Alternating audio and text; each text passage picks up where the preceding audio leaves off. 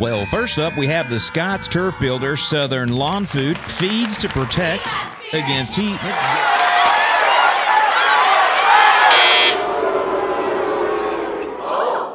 All right, y'all, so I'm continuing this little series, and I know I've got a series going on Milorganite clones. I don't know if y'all noticed, but all of this kind of dovetails. It all kind of overlaps. So in this video, I'm going to pull out my actual soil test results. I'll link up there to the video where I took the soil test and I got the results back. And now I'm going to show you step by step how I would look at choosing fertilizer. So the first half of this video is me showing you the results. In the second half, I made a fun little game show style edit to show you how I would choose fertilizer using store-bought ferts. Let's get into it. I'm going to make this as simple as I can for you. So when you get your soil test results back, you're going to have a lot of different data here. The main one I'm concerned with, though, is this visual chart, but I want to give you a couple caveats with that first, too. When you get your results back, you'll see that anything that falls in between these green lines is considered normal. Anything above is high and anything low is low, obviously. But what I don't want you to do is worry, well, this one is so much higher than that one, so this one is way more of a concern. Or this one is so much lower than that one, so this one is so much more of a concern. Don't look at any of this in that regard. All you want to set in your mind is, am I high, am I low, or am I optimal? That's all you really need to be concerned about. The visuals are just to give you a frame of reference. The next thing you're going to do then is come over here and look at your pH. This is really the most important thing. If this is off, you want to go ahead and start addressing this right away. You can still address all of this stuff over here at the same time, but for sure, if your pH is high or low, that is one of your first applications to make.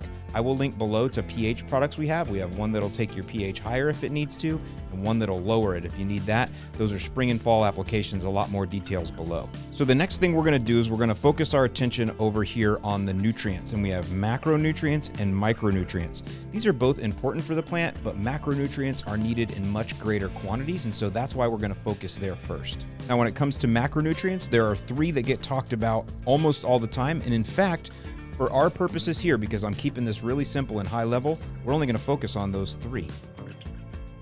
And the 3 we're focusing on are N, P, and K: nitrogen, phosphorus, and potassium. You'll notice that those are the 3 numbers that you see on every bag of fertilizer prominently displayed.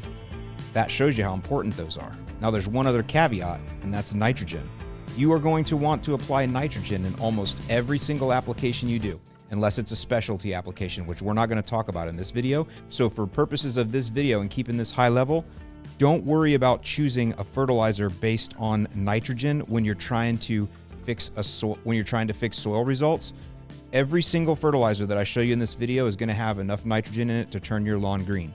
So don't worry about nitrogen. We want that pretty much in every application, which then leaves us with only 2 considerations: phosphorus and potassium. So when I look at my soil test, you will see I am high in phosphorus. So when I go out and look for a fertilizer, I'm going to try to find one without phosphorus. And I can tell you that's very easy to do. And I am going to try to find one with potassium in it, first and foremost. Those are the 2 things that I'm looking for in a fertilizer: any amount of nitrogen and any amount of potassium. Okay, so we're starting to get a little bit more in depth here, and I want to let you know I have a written resource for you that'll kind of underpin everything I'm talking about here in this video. It's linked below. It's how to read and interpret a soil test, but I answer a whole bunch more questions in there, as well as go into this strategy a little bit deeper. So a lot of you guys like to reference back and forth the video and the written instruction. I've got that below for you. It's an immediate download. Just click it. You can download the PDF, and hopefully that'll help you as we move along and we get just a little bit more in depth here. So the next thing are these micronutrients, and you can see I'm pretty low in all of mine, but I don't want you to get wrapped around the axle on this. Just find fertilizers that have some micronutrients in them. You're always going to be able to find iron. I can tell you that right now. Some of these other ones may be not as easy to find, and if you can't find them, don't be overly concerned about it. I want you to find fertilizers that have some of these micronutrients in them if you can. All right, so we know what we're looking for now. We want nitrogen, potassium, and then we want to see what kind of micros we get. Let's go look at some actual store-bought fertilizers, and let's see what I would choose based on my soil test. All right, we've got 3 common fertilizers here, and we're going to let you, the studio audience, pick the best one according to our soil test. So with that, let's go up into the booth. Uncle Al, tell us about the first one.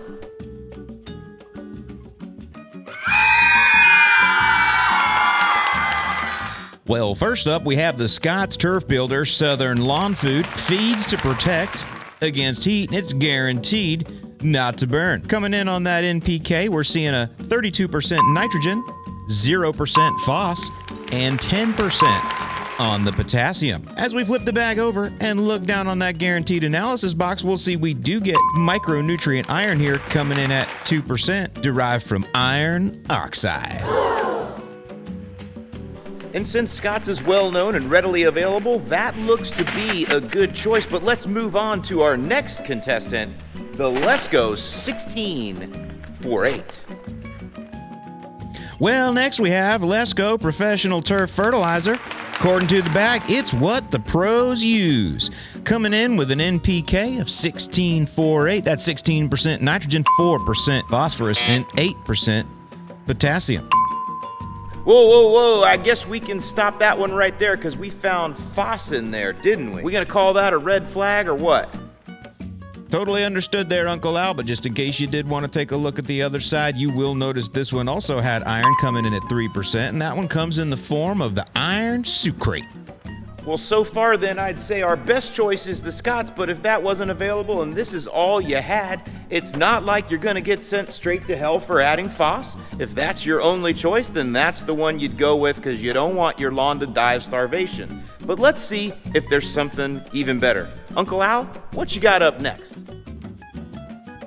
Oh, we got a good one for you here, Uncle Al. This is the Yard Mastery Flagship coming in at an NPK of 2406, 24% nitrogen packing that punch, 0 phos, looking good on your soil test, and 6% potassium. Looks like we're doing good so far. Let's move over here to the side on that guaranteed analysis box and look at all those beautiful miners lined up there just for the taking. We got boron, copper, iron, manganese, molybdenum, zinc, and this is that new 18-pound bag. Covers 6,000 square feet. He's got that one rolled out for you postage stamps, or those of you who don't like to lift and store big 45-pound bags. Uncle Al's got those 18-pounders back in stock for you in the Stress Blend and the 2406 Flagship, both of which would be great for this soil test.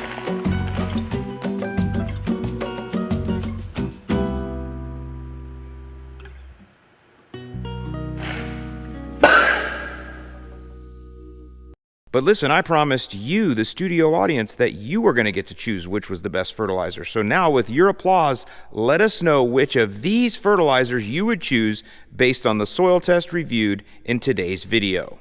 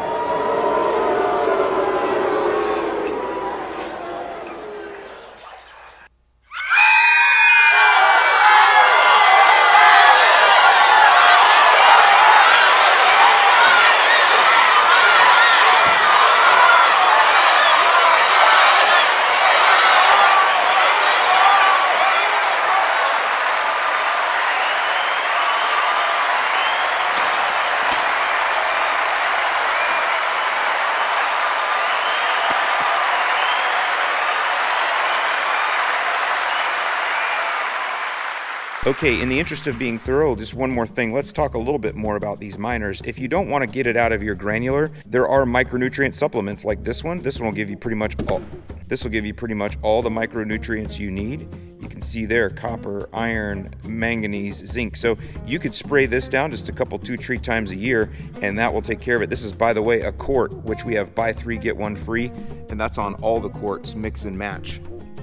So that's one way to do it. And then that also brings me, I told you guys I would talk about these macros here in the middle. sulfur, calcium, magnesium, sodium, those. What you're going to notice as you go through your program, if and when you need to correct pH, and then as you're adding these other elements here and here, you're going to end up getting these.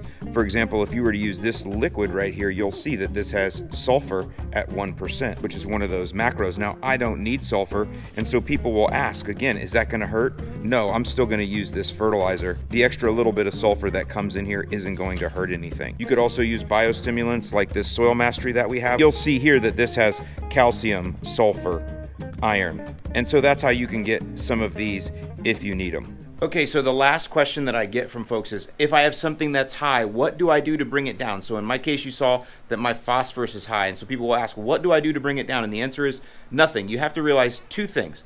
Number one, your lawn is going to consume those things. My lawn is going to consume phosphorus over time. It's a macronutrient, it needs it. So that's going to help bring it down naturally. The second thing is you may not be able to bring some of these down. For example, in Florida, our phosphorus is high in our soils anyway. So no matter what you do, like you could bag clippings to try to bring it down and remove it, but it's just going to stay high because it's just a natural thing in our soil and you can't beat nature that way. So the question there is, don't worry about bringing something down. Don't worry about doing something to bring down a nutrient. Just do your best not to add more. Let the lawn consume it. And if it stays high, then realize it's just a function of your soil and your lawn is doing fine. Again, the last thing to do at the end of the day, after all of this, is look at your lawn. How does it look? Is it healthy? Is it vigorous? Is it green? If it is, then no matter what the soil test shows, or no matter what's high, what's low, or what you're applying, you're doing something right. So. Thank you so much for watching. This is your Uncle Al reminding you to help control the pet population by having your pets spayed or neutered. And also, don't let them run or pee on the lawn while you're at it. Thanks so much for watching. Hope this video's been fun for you. Hope you've learned something. And don't forget, soil testing is something fun you can do with your kids, from taking the test to getting the results back to going to the store or going online and picking out fertilizers. And then, of course, in our next video, that's right, we're going to make some applications. So hope you guys have a great rest of your weekend. Thank you so much for watching. I'll see you in the lawn.